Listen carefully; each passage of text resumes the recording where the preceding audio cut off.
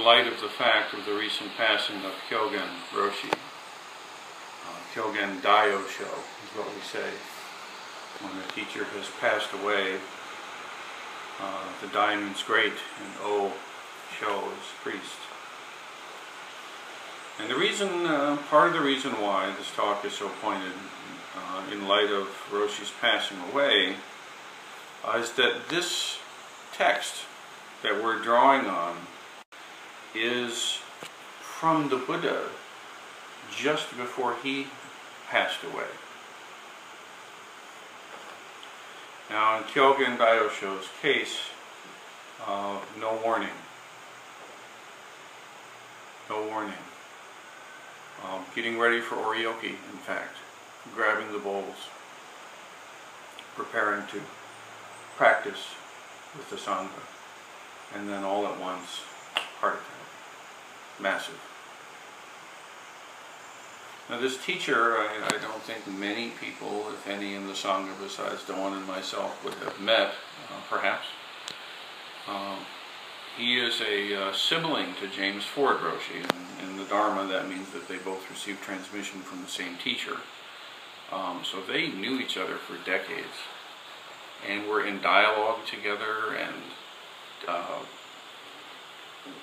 trying to discern how to work with the Dharma together. And he and his wife taught in Portland area for a long time. And in fact, the Dharma Rain Center, one of the direct influences in our community from those folks is the basis of the Dharma School came from some of their initial efforts. In fact, they had a little manual that they put together about the efforts that they had with the Dharma School. And back when our community was first considering how to go about this project, we found their guidance and experience to be particularly helpful in this area. So we're connected in many ways. And now their community is, well, in fact, they were just in the midst of construction after many decades of hope and effort and planning and everything else. Finally, they got the land and got the facilities and everything and the permits and all that stuff you got to have. And the shell of a structure is up. The drywall's not yet there. Here it comes. And now she is teaching alone. This is a very different situation. So we really should and are keeping their community in our hearts and with our practice. And the answer for us has to do with practicing even more soundly. Because the fact is, any of us at any time. Now, in the Buddha's case, it wasn't exactly so. The way the narrative goes is he was traveling with his monastics, and they were in a certain location, and as the normal practice was, they went out to do their begging, and they were offered some food that was not correct, that was rotten. And the Buddha knew that this was going to be terminal, at least the way the story is told. And it's rather like Socrates, where the hemlock is there, and please don't drink while I have to. And it's kind of like that. The Buddha took the meal and was in great pain. And in fact, he was lying down. And you know the statues you see sometimes of Buddha where he's like this, laying down? That's not just showing rest practice as much as I would like that. That's actually him in this moment. He's about to die. Even then, he's still practicing. So in the midst of this great drama and trouble, as you can imagine it would be, a person visited and wanted to ask a question of the Buddha. And his senior folks who were trying to protect and guard him said, look, now's not a really great time, and there's a lot going on right now, you know. He's dying, you know. But the Buddha heard this and said, no, I'm still breathing. Someone has a question, bring them. And so with that effort, he pushed his head up like that so that he could look the person in the eye and give a final teaching. Now, we can't say for certain fact that this is literally exactly what you would see had you a camcorder on that day.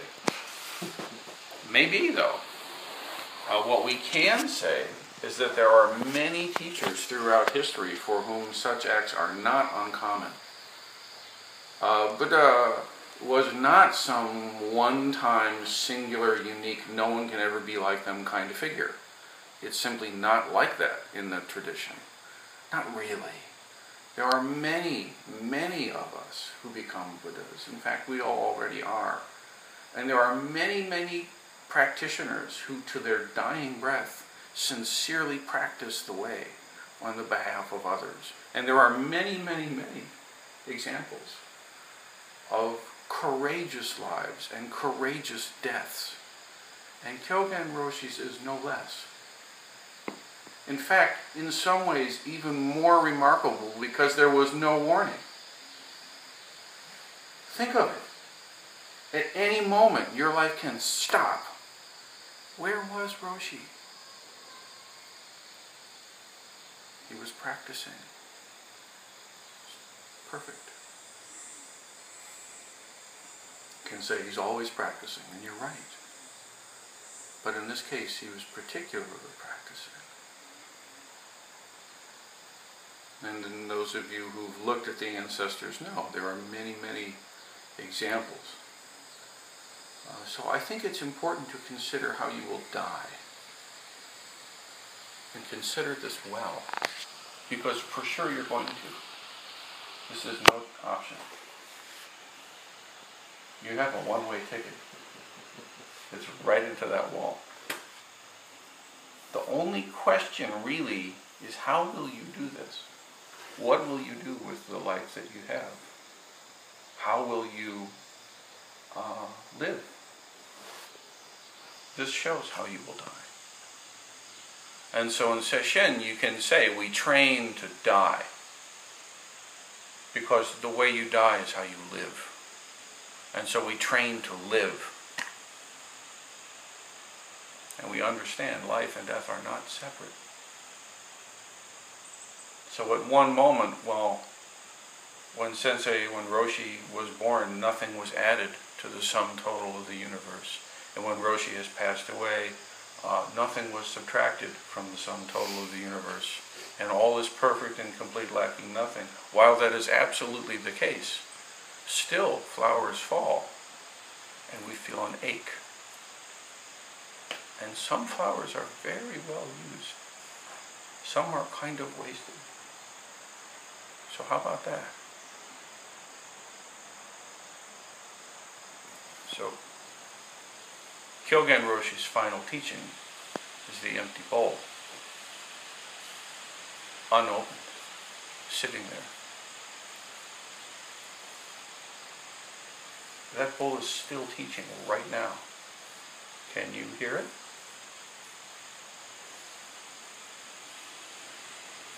Now in Shakyamuni Buddha's case, we have some words. And Master Dogen, centuries later, took up these very same words to provide nourishment to his community and to us today. I invite you to listen, and I'll read them for you. The 8 awakenings of great beings. All Buddhas are great beings. What great beings practice is called the 8 awakenings. Practicing these awakenings is the basis for nirvana. This is the last teaching of our original teacher, Shakyamuni Buddha, which he gave on the night he entered parinirvana. This is what that means. The Buddha's Parinirvana Admonition Outline Sutra, the Buddha's Willed Teaching Sutra, says, it's very interesting, the Buddha's willed teaching. Why would they title it that?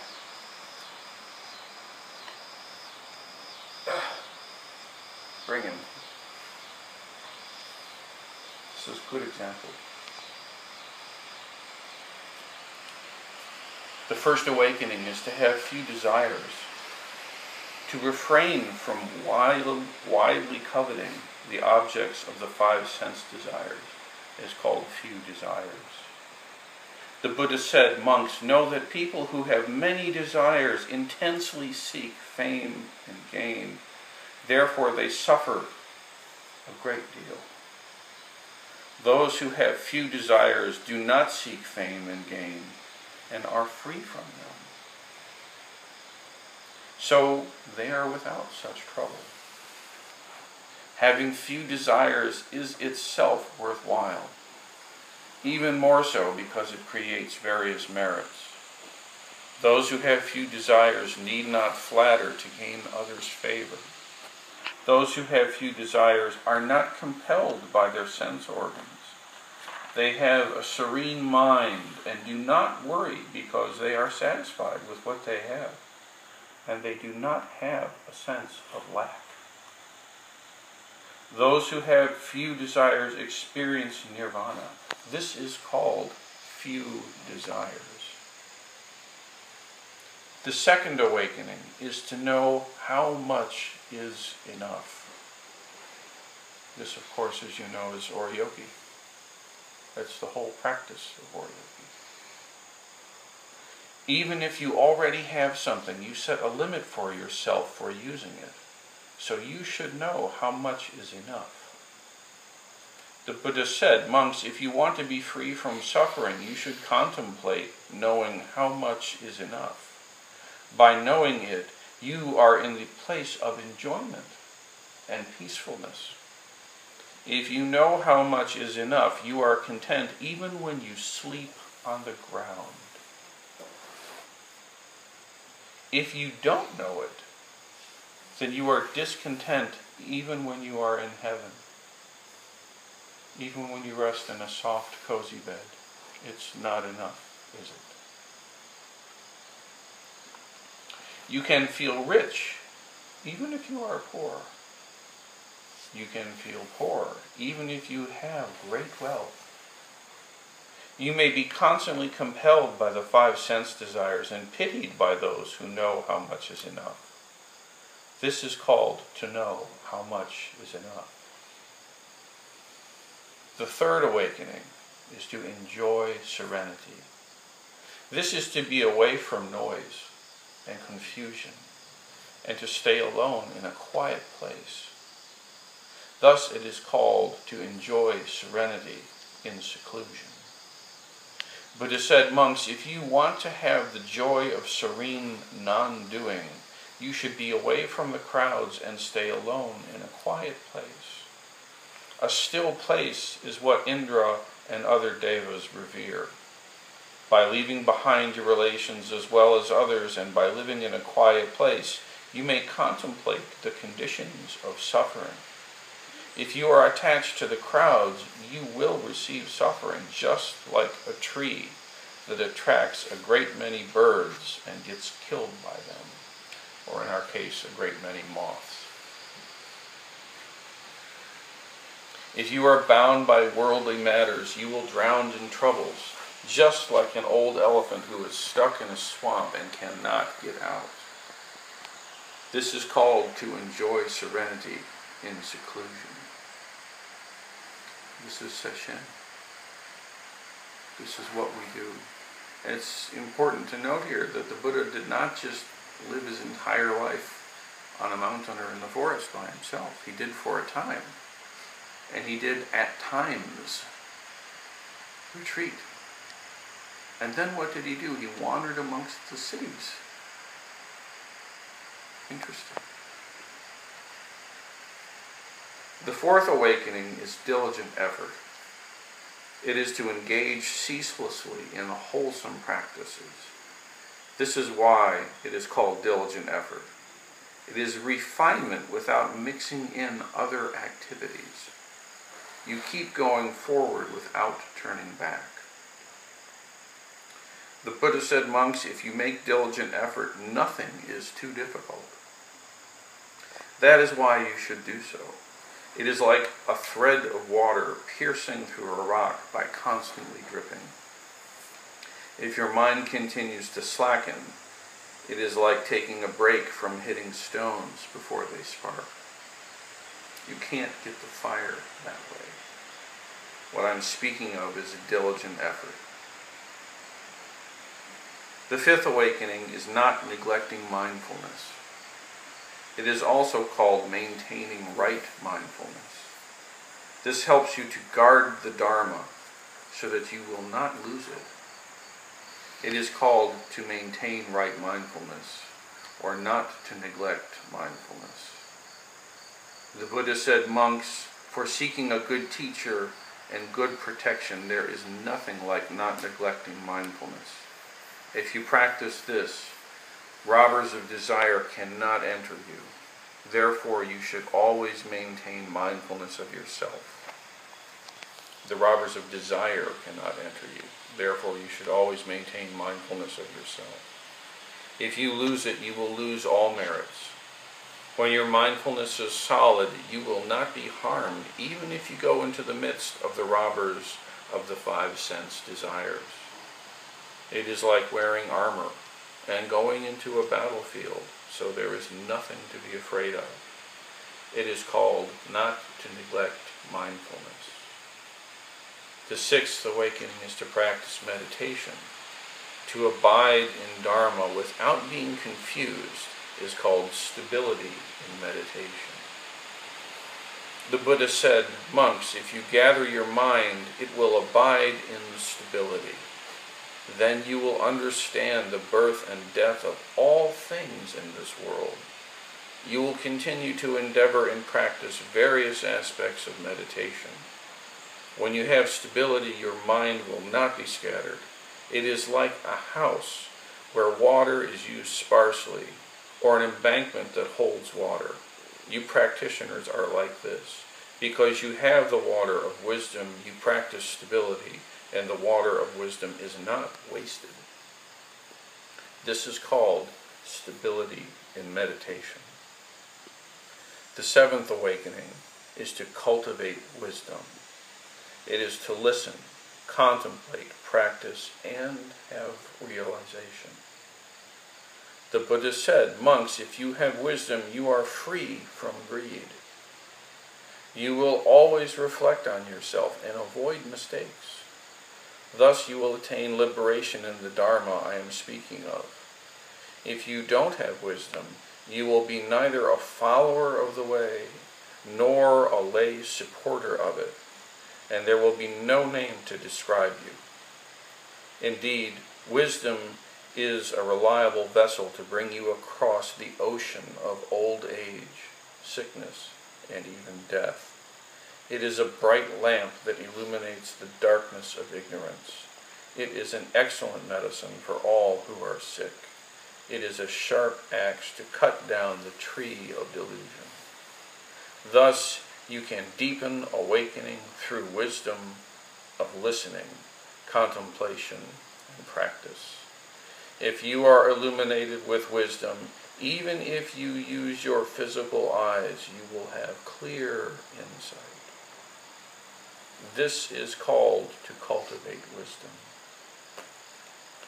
The eighth awakening is not to be engaged in hollow discussions.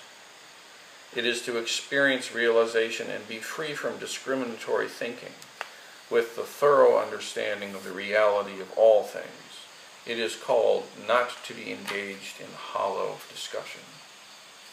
The Buddha said, monks, if you get into hollow discussions, your mind will be scattered. Then you will be unable to attain liberation, even if you have left the household. So, you should immediately leave behind a scattered mind and hollow discussions. If you wish to attain the joy of serenity, you need to cure the sickness of hollow discussion. This is called not to be engaged in hollow discussion. These are the 8 awakenings. Each awakening contains all 8. Thus, there are 64 awakenings. When awakenings are practiced thoroughly, their number is truly countless. When they are practiced in summary, there are 64. These are the last words of the great teacher Shakyamuni Buddha, the ultimate admonition of the Mahayana teaching. He said at midnight of the 15th day of the 2nd month, "Monks, always endeavor wholeheartedly to search for the way of liberation. All things in the world, whether they are in motion or not, are insecure, are bound to decay. Now, all of you be still and do not speak. Time is passing, and I am going to cross over. This is my last admonition to you." Without expounding Dharma any further, the Buddha entered parinirvana. All disciples of the Buddha should study this teaching. Those who don't learn or know it are not his disciples. Indeed, this is the Tathagata's treasury of the true Dharma eye, the wondrous heart of nirvana. However, there are many who do not know about this teaching, and as there are few who have studied it. Many may have been confused by demons, and those who have few wholesome conditions from past do not have the opportunity to see or hear it. In the ages of the true Dharma and the imitation Dharma, all disciples of the Buddha knew about this teaching and practiced it. But nowadays, less than 1 or 2 out of 1,000 monks seems to know anything about it. How regrettable. The world has declined since those times. While the true Dharma prevails in the billion worlds, and the Buddha's pure teaching is still intact, you should immediately practice it without negligence. It is rare to encounter the Buddha Dharma even in the span of countless aeons. A human body is difficult to attain. A human body in the 3 continents of the world is preferable. A human body in the southern continent, Jambudvapita? I give up. Jambudvapita. I do not give up. Jambudvapita is particularly so as it can have the chance to see the Buddha, hear the Dharma, leave the household, and attain the way. But those who entered nirvana and died before the nirvana of the Tathagata could not learn and practice these 8 awakenings of great beings. Now you can see it, hear it, practice it. These awakenings because of the merit of your wholesome conditions from the past. By practicing and nurturing these awakenings birth after birth, you can certainly arrive at unsurpassable enlightenment and expound these 8 awakenings to all beings, just as Shakyamuni Buddha did. Written at Eihei Monastery on the 6th day of the 1st month of the 5th year of the Kensho era, 1253. So it took some time to read through it, but it's worth it. Now, the course of this Ango, we're going to go through every one of these in multiple ways, I've no doubt. For the moment, I would like to just point out that this is exactly what Sesshin is. This is what we're doing together. The awakening of having few desires. Notice it doesn't say none. I have some desires. They're well chosen though. For the most part. For the most part. Pretty well chosen. What is it like to actually live when desires are all there is, pulling us, dragging us helplessly? Each one of the gates, eye, ear, nose, tongue, body, and oh yes, mind, is a robber, is a thief. Why do we call them robbers and thieves? I'm really glad I have eyes. It's nice to see you. I'm glad to be able to feel the pain in my legs right now and to hear the birds and the bugs. Why is it called a robber? Because it can steal your life, actually. The very gift that would give you your life can become a thief that steals it from you if you do not know how to wield it, if you do not know how to live it. The Buddha here, it's kind of easy to imagine. He's on his final moment, and he talks about the futility of seeking fame. He was famous at this point. Very well-known teacher. Very interesting, actually. The Buddha was one of the few religious founders that did not get executed by a rival faction or cause great wars or anything like that. 40 years of traipsing around teaching in a culture and society when religious teachings were something of a banality all over the place, and kingdoms were fighting to unite and conquer one another. Very easy to see how political intrigue and military unrest and scant resources would get wrapped around various doctrines and concepts of spirituality, and somehow he skillfully avoided that. This is not just some mere ascetic who went off to the woods and had no opinion about things of the world. This is a very skillful person living in a very difficult time. Not the only one. In Dogen's time in Japan, here right now, our world is actually quite less war-torn, but still it's with us.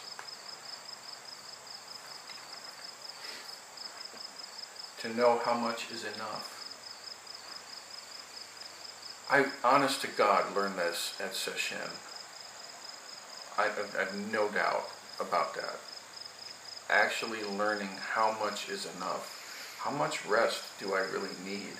And I I really need some rest here. How much do I actually need? How much food do I really need? How can I navigate this day that at once seems so infinitely long and uncrossable, and then looking back, it's like that.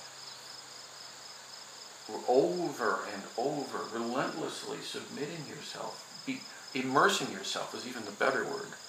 Forget submitting. Immersing yourself in the practice, immersing yourself in the Dharma with each other, with the teacher.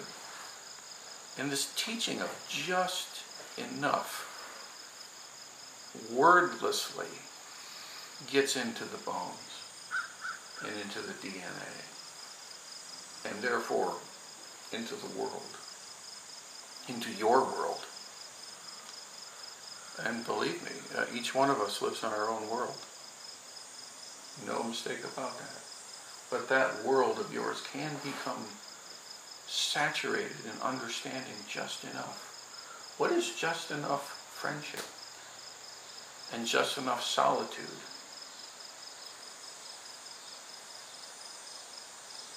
The third awakening is to enjoy. The third awakening is to enjoy, to actually enjoy serenity. Serenity is not this blank state escape. It's actually really pleasurable. It's enjoyable. This is to be away from noise and confusion and to stay in a quiet place. It's actually possible to do that right in Times Square. In the busiest, noisiest place on the planet, perhaps. One of them. Let alone the university campus or the workplace. Or the home, the screaming pugs.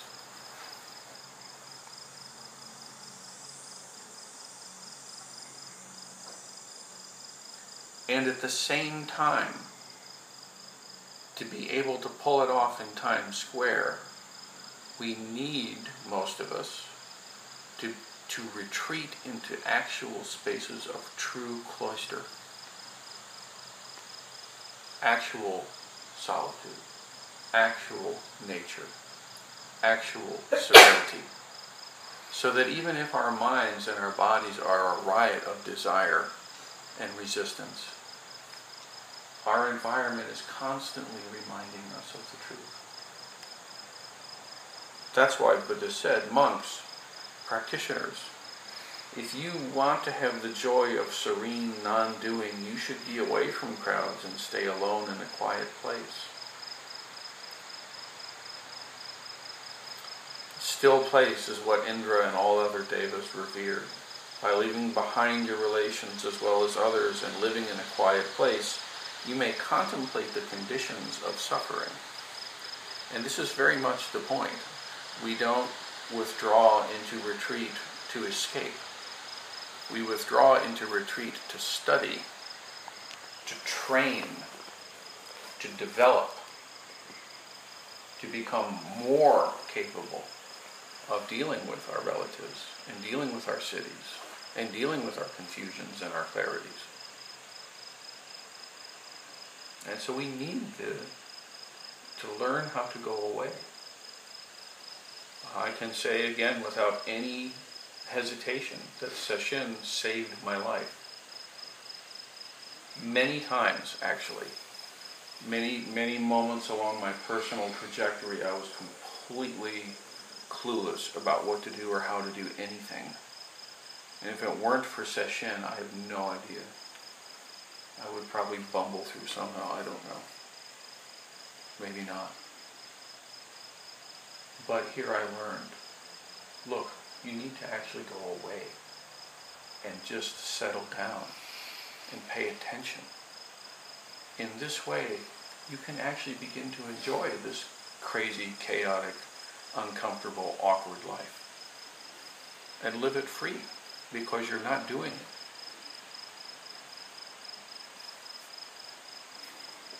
The fourth awakening is diligent effort. You keep going without turning back. The Dharma is not something that we attain or master or realize and then are done with. This is not the case.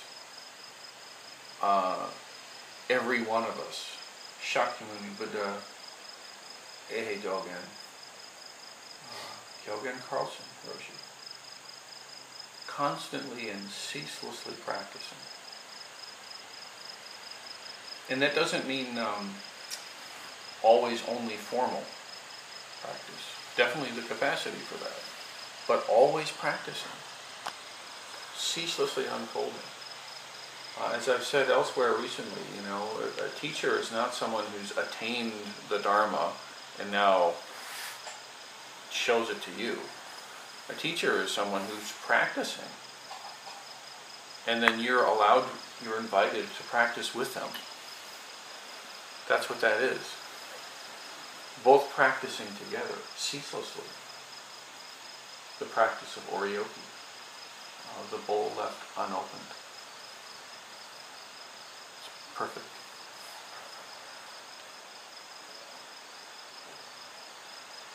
And this diligent effort makes nothing too difficult. So think about that with liturgy training. It's like a thread of water piercing through rock by constant dripping. I'd say that's a pretty good analogy for our community. But we will persevere.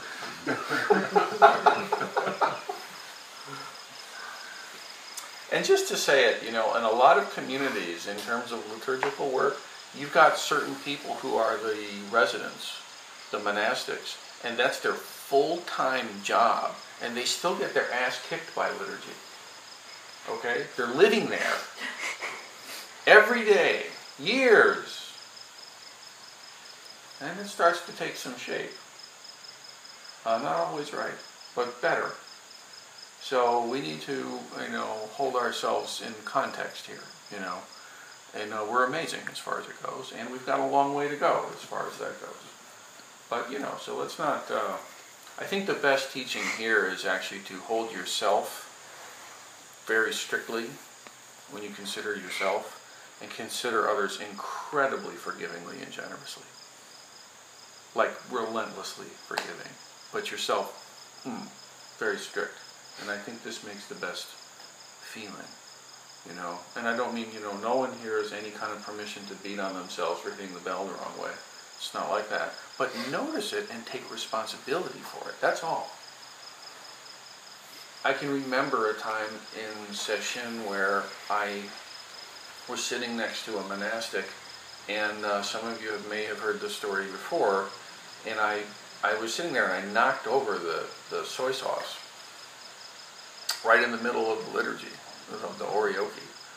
And it was right in the beginning of a 7-day retreat, and I was just mortified. I was going to be sitting next to this monk for the rest of the week, and they hated me for life now. And I was just an idiot, and I proved it all over the place, and oh my God, you know, I was trying to be all cool, and I spilled soy sauce all over the sendo. And the monastic just sort of reached over with a towel and put things in order and kept going. But I didn't. Not at all. I was like, I mean, I was just a mess. You know, I mean, I was sitting there. If you look at me, you wouldn't notice it, but maybe you would. I don't know. And now, luckily, the same thing happened, and this is not a joke. This actually happened to me.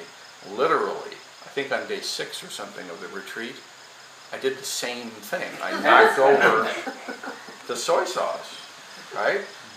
And you might think I'd say, God damn it, Jay, look at you again. Here we are. You just did it, you know. But no, actually in that, after 6 days of session, the soy sauce got knocked over, and then it got picked up, cleaned up, no problem, and continued on. I didn't even notice. No drama, no story, no self-loathing, no inability to sleep that night, no fear of looking the monastic in the eye after session was over. Just soy sauce was down and soy sauce was up. This is liturgy training. This is exactly the benefit of it. And that experience changed me, like unflinchingly, I can say, with no doubt. I had tasted what it's like to completely screw up and just take care of it. And no need for anything more. But you do need to clean up the soy sauce. Now, I'm not saying I live like that all the time. I get back into the dramas again too, but I know where north is now. Oh yeah. It's a little easier to let go. Not so quick to happen. And so liturgy training is a huge setup for that. So may we use it well. Thus, diligent effort. The 5th awakening is not neglecting mindfulness, maintaining mindfulness. To not lose it is the best teacher.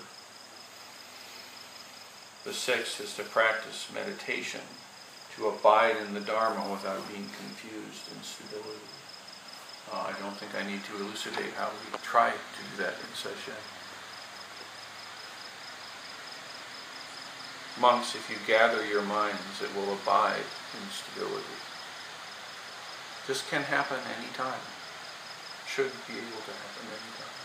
And then when you lose it, that's okay. Notice it, let it go, and gently return to your practice. 1,000 times an hour if need be, it's okay. The 7th is to cultivate wisdom, to listen, to contemplate, to practice. This is session. This is zazen. This is the sangha. This is the bright lamp that illuminates the darkness. And finally, after all of that, the 8th and final awesome awakening, cut out the stupid talk. It's just a little footnote before I kick off. Would you guys quit talking about all this stupid stuff? It's very interesting to me, having been in this leadership role in the community for a while. That's a great teaching. It's really good. How much unfortunate foolishness comes of hollow conversation, hollow words, hollow discussion, that in fact is little more, if anything more, than simply retching forth the desires. Explicating in full the lack of stability. All of us can fall into this easily. And when we do, not only do we suffer, but our suffering is contagious.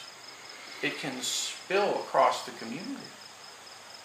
It's no joke when I say this morning, please be still, because when you scratch your nose over here, someone in the Zendo over here scratches their nose too. It spreads, it communicates. This is true. This teaching of hollow words is a big deal. We say in Zen that there are live words. Live words, and this is a very different thing. What is a hollow word? What is a live word? What would it be like if your words were all really live? Really there? Now, I'm not saying that live words are always peaceful and wonderful and nice and everything's always agreed upon. No. But also, actually, you can have hollow words talking about how peaceful and nice and lovely everything is, but they're hollow. And so the disease is still in them. May our words and may our conversation and may our silences all be live. Just as alive as Kyogen Roshi's unopened Oryoki bowl. For all Buddha's words, for the burden of his role in giving these words and teachings and Dogen's commentary upon them, none, I think, are actually a fuller or completer or more useful pointer than Roshi's unopened Oryoki bowl.